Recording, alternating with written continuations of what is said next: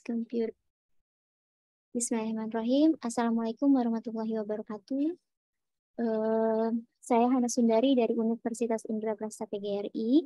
Pada kegiatan Sinastra 2022 kali ini, saya bersama dengan Rezi Zulia, Holdwi Galip Hisham, dan Muhammad Rizky Mubarak akan mempresentasikan hasil dari mini riset kami yang berjudul The Representations of Pedagogical Values in English Textbooks for Junior High School, a Case of Visual Semiotic Analysis.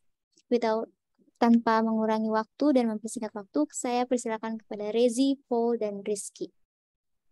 Baik, terima kasih saudari moderator, Ibu Hana.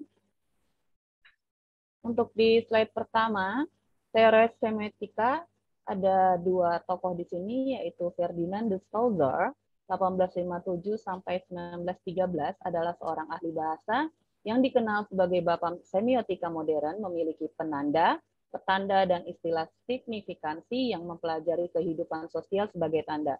Sementara Charles Sanders Peirce, 1839 dan 1914, seorang filosof dan ahli logika, menganalisis tanda sebagai penanda atau representamen, objek atau referen, dan interpretan atau petanda yang semuanya terwakili dalam segitiga teori koneksi triadik dalam trikotominya. Dan ia membaginya menjadi tiga tahap, yaitu penanda atau representamen, di mana tanda adalah objek fisik yang dirasakan oleh panca indera, dan terbagi menjadi qualisign, sinsign, dan legisign. Untuk yang kedua adalah objek atau referen, yaitu acuan yang digunakan oleh tanda sebagai sudut pandang objek dibagi menjadi tiga, yaitu icon, indeks, dan simbol. Ketiga adalah interpretan, yaitu pemikiran seseorang yang menggunakan tanda untuk mengkomunikasikan ide-idenya sambil memberikan makna item yang dimaksud. Dan terbagi juga menjadi tiga, yaitu rem, desain, dan argumen. Tiga unsur ini diungkapkan Peirce sebagai alat komunikasi dalam bahan ajar yang digunakan. Gambar adalah bahasa universal yang ada dalam buku teks IFL, memiliki ilustrasi visual yang menarik seperti gambar, kartun, dan foto untuk memberikan stimulus universal yang efisien dan efektif. Fungsinya adalah sebagai pengiring visual pada teks, ilustrasi visual dengan gambar yang berwarna dan menarik. Kemudian untuk ragam tema semiotik pada buku IFL sebelumnya yang sudah dilakukan penelitian pada 3 peneliti, yaitu Tahirian dan Sadri, 2013 mengatakan bahwa ilustrasi visual dengan beragam tema untuk menggambarkan subjek semiotik tertentu. Yang kedua adalah Ibu Elmiana 2019 pada kajian investigasi yang membahas tentang citra visual pedagogis dalam buku teks IFL melalui perspektif multimodal. Untuk yang terakhir adalah Rezeki dan Sagala 2021 yang menganalisis semiotika dalam buku teks bahasa Inggris untuk siswa di sekolah dasar. Maka penelitian kami ini menganalisis nilai-nilai pedagogik yang dalam hal ini adalah semiotika visual dalam buku teks When English Rings a Bell, kelas 8 SMP yang mengadopsi teori Peirce dan digunakan sebagai sampel penelitian. Dan sampel ini menggunakan metode penelitian kualitatif dengan menganalisis teks dan media sosial, media visualnya. Isi buku teks dan prosesnya mendapatkan dokumen sumber yang digunakan analisis isi untuk mendapatkan hasil yang detail. Unit analisisnya berupa materi yang diilustrasikan dalam buku teks berisi nilai pedagogik. Dan ada 13 bab, 234 halaman, dan dibagi pada semester pertama dan kedua dengan 12 chapter.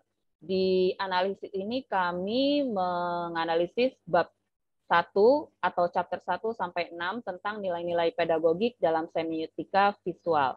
Untuk pengumpulan data dan analisisnya sendiri, setiap topik dijelaskan menggunakan kombinasi visual dan prosa. Demikian pula dengan penggunaan simbol-simbol yang signifikan. Untuk teknik analisis datanya mengumpulkan data penelitian dari semiotika visual dengan teknik dokumentasi dan mengevaluasi analisis isinya. Untuk analisis ini menyarankan teori segitiga Peirce yang berupa tanda atau representamen, objek, dan interpretan. Terima kasih. Selanjutnya akan disajikan oleh Saudara Paul. Baik, terima kasih Saudari Rezi Zulia. Uh, pada kesempatan kali ini saya akan menjelaskan temuan atau hasil yang telah kami lakukan di penelitian ini dengan subjek penelitian yaitu buku When English Rings a Bell. Jadi pada penelitian kali ini kami mengambil 7 gambar dari total keseluruhan dan kami presentasikan untuk saat ini hanya mengambil 3 dari 7 total gambar yang tersedia pada penelitian kami.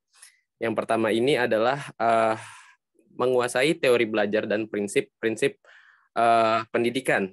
Oke, yang sebagai tandanya adalah pada gambar pertama, guru memaksa murid atau menuntut murid peserta didik untuk menggunakan bahasa Inggris di dalam kegiatan belajarnya.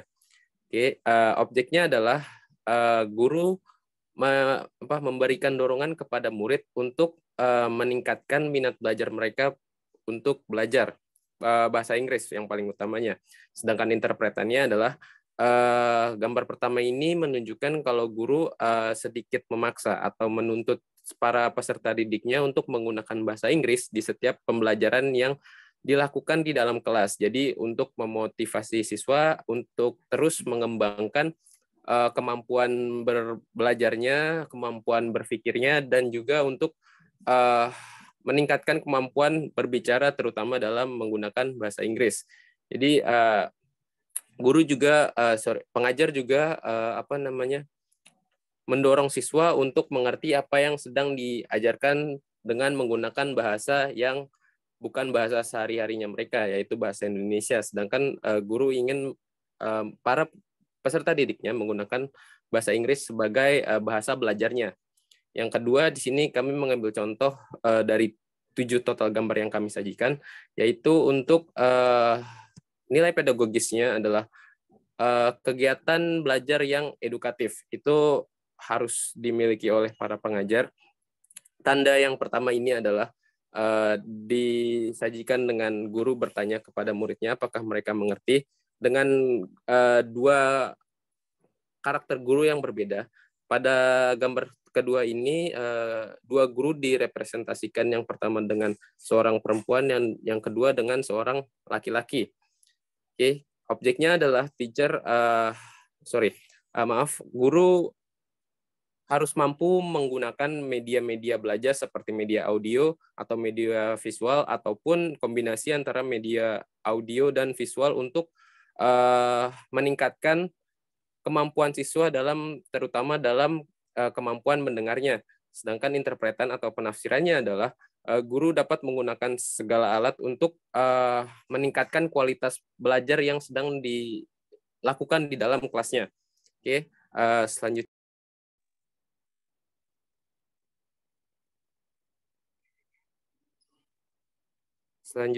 Oke, terima kasih. Yang ketiga ini adalah mengenali karakteristik siswa. Tanda yang diberikan dalam buku ini adalah 2 guru sedang membicarakan kemampuan yang dimiliki oleh salah satu siswanya yang direpresentasikan dengan seorang laki-laki berambut sedikit keriting dan berkulit putih. Objek yang diteliti ini adalah objek pada gambar ini adalah guru harus dapat mengidentifikasi kemampuan murid beserta karakteristiknya di dalam kelas. Sedangkan interpretasinya atau tafsirnya adalah guru diharapkan mampu untuk mengenali berbagai karakteristik pada setiap siswanya agar dapat mengevaluasi kegiatan belajar, juga dapat mengevaluasi karakter siswanya sendiri. Terima kasih. Pada slide selanjutnya akan disajikan oleh Saudara Rizky Mubarok. Kepada Saudara Rizky Mubarok, dipersilakan. Oke, terima kasih teman-teman sekalian ya. Kita akan masuk ke diskusi. Jadi dalam diskusi ini, berdasarkan hasil penelitian yang telah diuraikan, dapat ditarik kesimpulan bahwa pada buku When English Rings a Bell mempresentasikan kemampuan pedagogi guru dengan menggunakan alat analisis teori C.S. Peirce ya. Di dalam tabel juga sudah ditentukan ya. Ada berapa buah, ada indeks, ada simbol, dan ada lainnya. Jadi saya akan menjelaskan pengertian indeks dan simbolnya aja.